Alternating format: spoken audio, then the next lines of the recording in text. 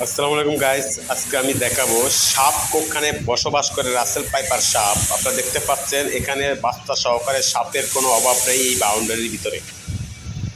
এটা একটি বড় লোকের বাউন্ডারি।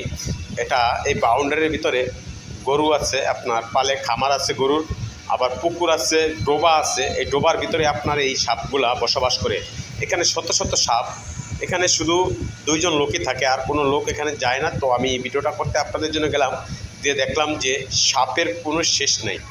এখানে শুধু সাপ আর সাপ, পানি পানি ছাড়া ঘাস, জঙ্গল, এর ভিতরে সাপ। সো গাইস, আপনারা দেখতে পাচ্ছেন যে অভাব নাই সাপের। এখানে সাপের খুনি, আপনি ধরে নিতে পারেন যে সাপের খুনি।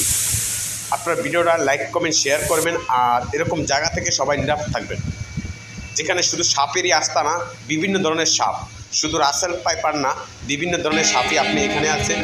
আপনার যে সাপ আমি জীবনে দেখি নেই বা নামও শুনি নেই, এরকম সাপও এখানে আছে। অজগর, বিভিন্ন ধরনের সাপ। আপনার দেখলে এক এক সাপ যে ভয়ানক সুপর, সেটা আপনি কালো মানিক, আবার কালো গোড়া, এক একজনে এক একটা বলে। এরকম সাপই এই বাউন্ডারির ভিতরে অবস্থিত। তো এখানে এই সাপগুলা যে কী করে, এই দেখছেন আপার এখানে আমি দুই মুখের সাপও দেখছিলাম একটা। সেটা ভিডিও করতে পারিনি, কারণ আপনার ভিডিও করতে গেলে এটা শোষ করে ওঠে, যার কারণে পারা যায় না। আর এই সাপে কিন্তু আক্রমণ করে না।